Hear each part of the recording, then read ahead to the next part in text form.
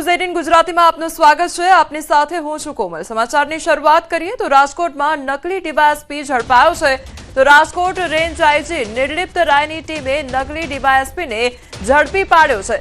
સુરેન્દ્રનગર જિલ્લાના Sayla police station વિસ્તારમાંથી ઝડપી પાડવામાં આવ્યો છે।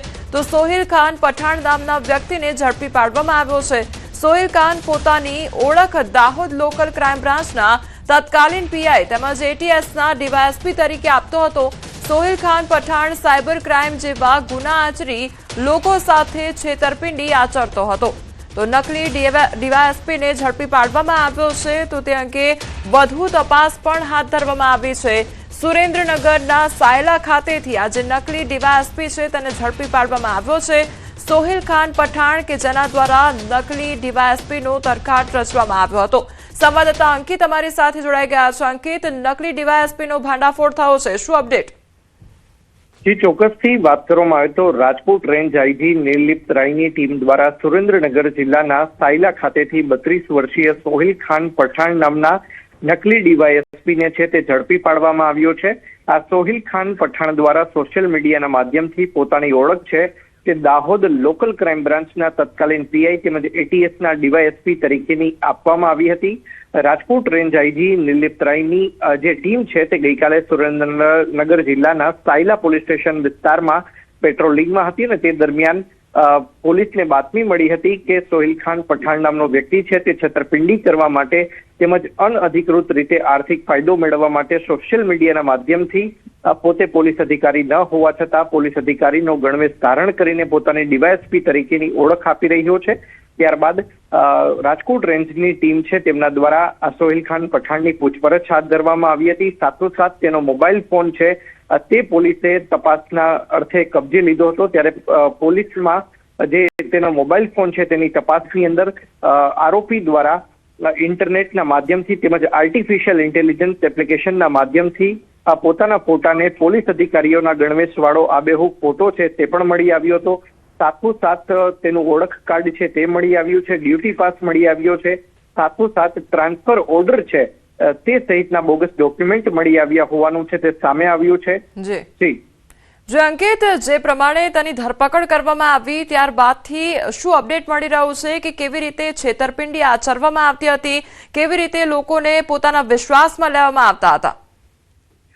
જી, ચોક્કસથી વાત કરવામાં આવે તો રાજકોટ રેન્જ આઈજીની જે ટીમ છે તેમના દ્વારા સોહિલ ખાન પઠાણની છે તે પૂછપરછ હાથ ધરવામાં આવી હતી। ખાસ કરીને તેને એક વ્યક્તિ પાસેથી 22,000 રૂપિયાની તોડ કર્યો હોય અનધિકૃત રીતે પૈસા મેળવ્યા હોવાનું છે તે સામે આવ્યું છે। અને સાથોસાથ જે સોહિલ ખાન પઠાણ છે કે જે ભોગ બનનાર વ્યક્તિ છે કે તેના 22,000 રૂપિયા જે ફ્રીઝ થઈ ગયા હતા ત્યારે 22,000 રૂપિયા જેટલી રકમ છે તે અનફ્રીઝ કરાવવા બાબતે તેણે પોતે એક અનસીઝનો ઓર્ડર પણ બનાવટી ઓર્ડર બનાવી દીધો હોય અને જ્યારે તે વ્યક્તિને ખબર પડી કે મારી સાથે આ પ્રકારે છેતરપિંડી થઈ છે ત્યારે તે મામલે પણ તેને પોલીસને જાણ કરી હોવાની હકીકત છે તે હાલ અત્યારે જાણવા મળી રહી છે। સાથોસાથ વાત કરવામાં આવે તો હાલ અત્યારે સમગ્ર મામલે સોહિલ ખાન પઠાણની સાયલા પોલીસ દ્વારા છે તે વધુ પૂછપરછ છે તે હાથ ધરવામાં આવી રહી છે અને સમગ્ર મામલાની જે તપાસ છે તે યથાર્થ ઉપાધ્યાય નામના પીઆઈને સોંપવામાં આવી હોવાનું હાલ અત્યારે જાણવા મળી રહ્યું છે। સાથોસાથ વાત કરવામાં આવે તો બીએનએસની કલમ 204 અને 205 અંતર્ગત ગુનો છે તે સાયલા પોલીસ સ્ટેશન ખાતે નોંધવામાં આવ્યો છે।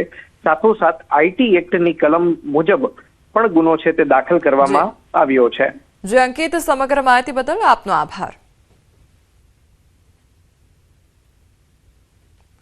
તો રાજકોટની આ ઘટના સામે આવી છે કે જ્યાં નકલી ડીવાયએસપી ઝડપાયો છે તો રાજ્યમાં નકલીનો જાણે રાફડો ફાટ્યો હોય તે પ્રકારની પરિસ્થિતિ સામે આવી છે। રાજકોટમાં નકલી ડીવાયએસપી તો અગાઉ અમદાવાદમાંથી નકલી પીએસઆઈ ઝડપાયો હતો। અમદાવાદ ક્રાઇમ બ્રાન્ચે એક એવા શાતીર ગઠિયાની ધરપકડ કરી છે જેણે નકલી પીએસઆઈ બનીને એક યુવતી સાથે લાખોની છેતરપિંડી આચરી હતી। પકડાયેલા આરોપી હિમાંશુ ઉર્ફે રોકી પંચાલે જીવનસાથી.com એપ પર ફેક આઈડી બનાવી પોતાની ઓળખ ક્રાઇમ બ્રાન્ચના સાયબર ક્રાઇમ સિક્યોરિટી ઓફિસર તરીકે આપી હતી।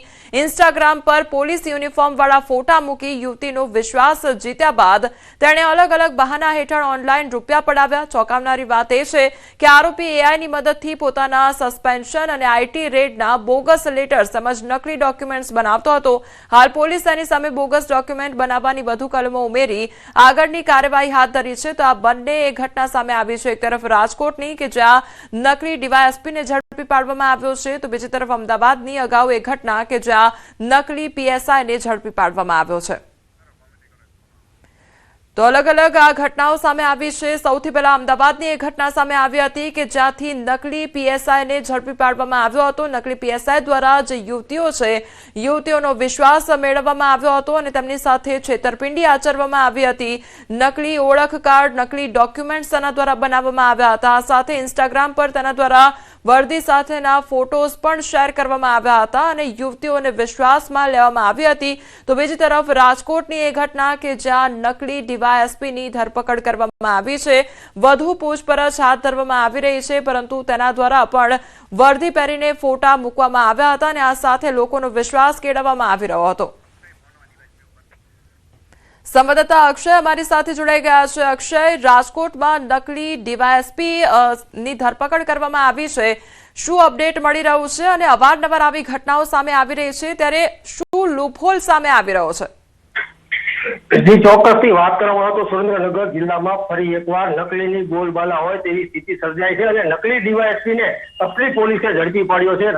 સુરેન્દ્રનગર જિલ્લાના સાયલા ખાતે રહેતો સોહિલ ખાન, બિસ્મિલ્લા ખાન પઠાણ અગાઉ દાહોદ એલસીબી પીઆઈ તેમજ એટીએસના ડીવાયએસપી સહિતના ઉચ્ચ પોલીસ અધિકારીઓની ઓળખ આપી અને અગાઉ જે છે એ સાયબર ક્રાઇમના ગંભીર ગુના પણ આચરી ચૂક્યો છે। અનેક લોકો સાથે છેતરપિંડી કરી અને પોલીસના નામે લાખો રૂપિયા પડાવ્યા હોવાની પણ વિગતો બહાર આવી રહી છે। ત્યારે આ નકલી ડીવાયએસપી બની અને જે રોપ જમાવતો સોહિલ ખાન, બિસ્મિલ ખાન પઠાણ છે તેને રાજકોટ રેન્જ આઈજીની ટીમ દ્વારા બાતમીના આધારે સાયરામાંથી ઝડપી પાડવામાં આવ્યો છે। તેની પૂછપરછ હાથ ધરવામાં આવી છે। ત્યારે તેની પૂછપરછમાં વધુ ચોંકાવનારા ખુલાસાઓ બહાર આવે તેવી પણ હાલ પોલીસ આશા થઈ રહી છે। જી અક્ષય, અત્યાર સુધી કેટલો આંકડો સામે આવ્યો છે? કેટલા લોકો સાથે છેતરપિંડી આચરવામાં આવી, કેટલા રૂપિયાની છેતરપિંડી આચરવામાં આવી, તેને લઈને કેટલા ખુલાસા થઈ શકે છે? જી, જે પોલીસની પ્રાથમિક પૂછપરછ છે તેમાં એવી વિગતો બહાર આવી છે કે અગાઉ તેને લોકો સાથે પોલીસમાં ઉચ્ચ હોદ્દા ઉપર હોવાના નામે ઓળખ બનાવી અને લોકો સાથે છેતરપિંડી કરી છે, તેમજ સાયબર ક્રાઇમના ગુનાને પણ અંજામ આપી ચૂક્યો છે। પરંતુ જે આંકડો છે, જે રકમ છે, તે હજુ સુધી કોઈ ચોક્કસ આંકડો બહાર આવ્યો નથી। પોલીસ દ્વારા જે વધુ પૂછપરછ હાથ ધરવામાં આવશે ત્યારબાદ વધુ વિગત બહાર આવે તેવી હાલ શક્યતાઓ છે। જે અક્ષય, સમગ્ર માહિતી બદલ આપનો આભાર।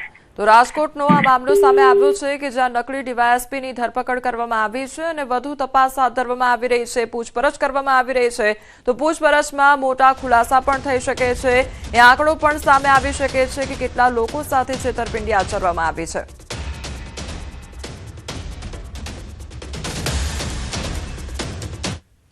અમદાવાદના સનાથલમાં હત્યાના બનાવ બાદ પોલીસ એક્શન મોડમાં જોવા મળી રહી છે। ગત મોડી રાત્રે પોલીસે સનાથલમાં કોમ્બિંગ હાથ ધર્યું, તો ડીવાયએસપી સહિતના પોલીસ અધિકારીઓ કોમ્બિંગમાં જોડાયા। ગુનાહિત પ્રવૃત્તિ સાથે સંકળાયેલા લોકોની તપાસ કરવામાં આવી છે।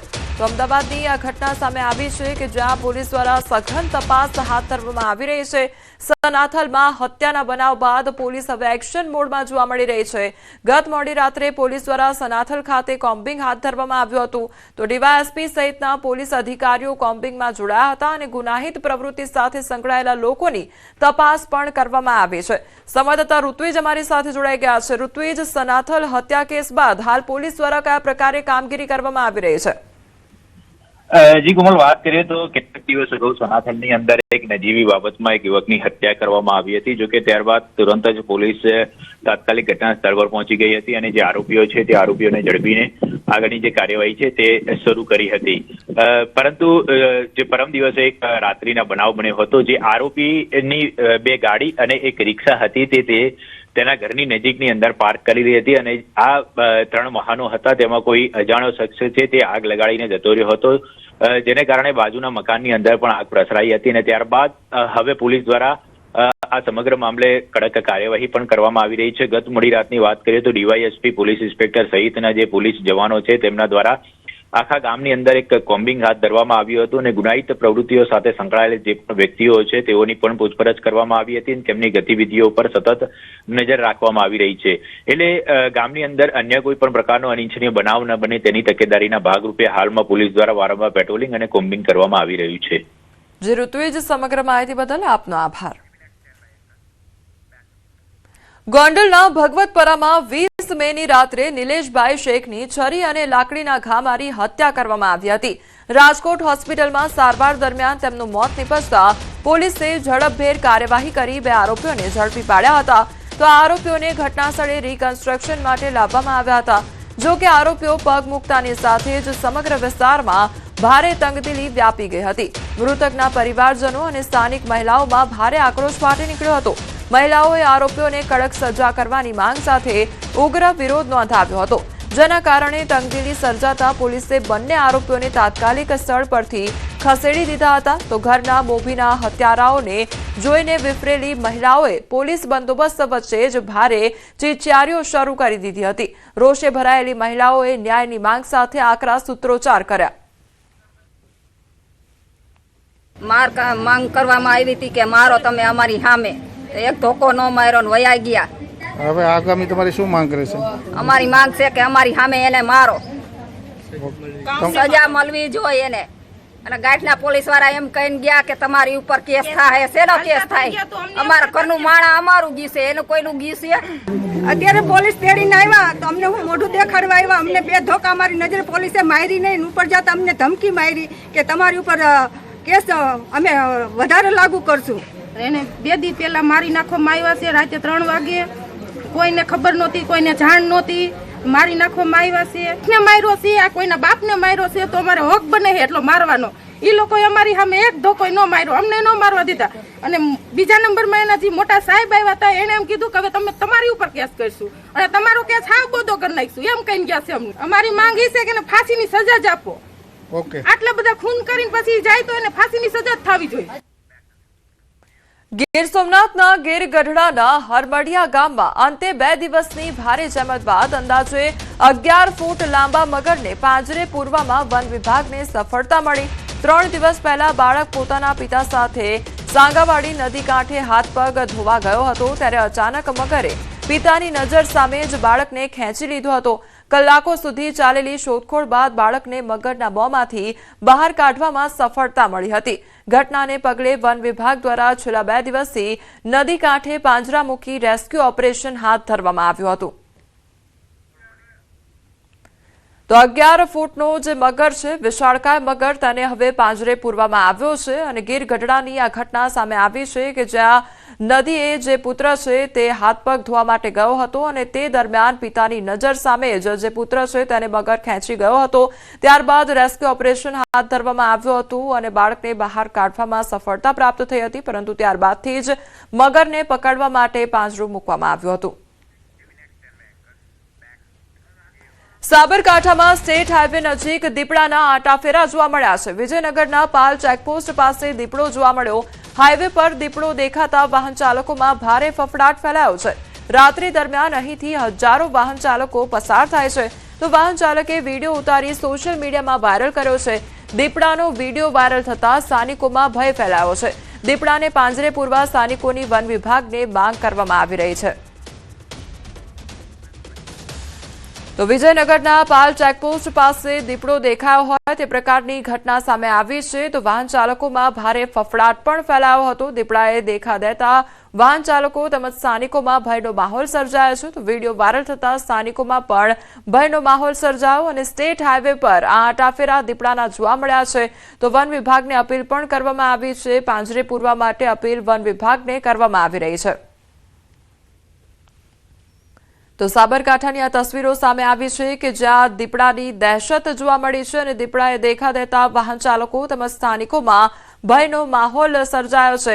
તો બીજી તરફ વન વિભાગને અપીલ પણ કરવામાં આવી છે. દીપડાને પાંજરે પૂરવા માટે વન વિભાગને જાણ કરવામાં આવી છે. તો સાબરકાંઠાની આ તસવીરો સામે આવી છે કે જ્યાં દીપડાએ દેખા દેતા હવે ગ્રામજનો તેમજ વાહન ચાલકોમાં ભયનો માહોલ સર્જાઈ ગયો છે. તો વિજયનગરના પાલ ચેકપોસ્ટ પાસેની આ ઘટના સામે આવી છે કે જ્યાં દીપડો જોવા મળ્યો છે. દીપડાના આટાફેરા જોવા મળ્યા છે. સ્ટેટ હાઈવે નજીકની આ ઘટના કે જ્યાં દીપડાની દહેશત જોવા મળી છે, જેના કારણે વાહન ચાલકો તેમજ સ્થાનિકોમાં ફફડાટ છે.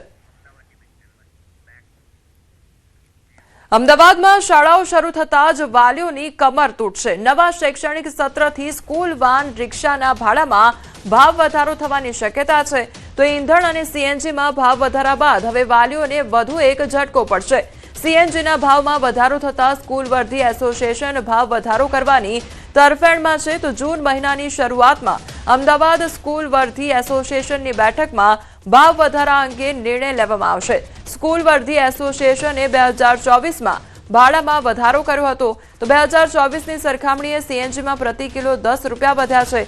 સીએનજીના ભાવમાં વધારો થતા ભાવે સ્કૂલ વર્ધી ચલાવવી મુશ્કેલ બની છે. ત્યારે હાલ સ્કૂલ વાનનું ભાડું મહિને 1200 રૂપિયા છે. તો સ્કૂલ રિક્ષામાં ઓછામાં ઓછું 750 રૂપિયા ભાડું છે. અમારી રોજીરોટી ઉપર એક તો સ્પેર પાર્ટ મોંઘા થતા જાય છે, ઇન્સ્યોરન્સ મોંઘો છે, એની સામે મોંઘવારીમાં એટલે ઘર કેવી રીતે ચલાવવું એ બી અમારે પ્રશ્ન ઊભો થશે. જ્યારે અમે છેલ્લું ભાડું વધાર્યું એ પછી અમારે 10 રૂપિયા ભાવ વધારો થયેલો છે તે હાલમાં સીએનજીમાં. તો અમે વચમાં ભાડા વધારતા નથી.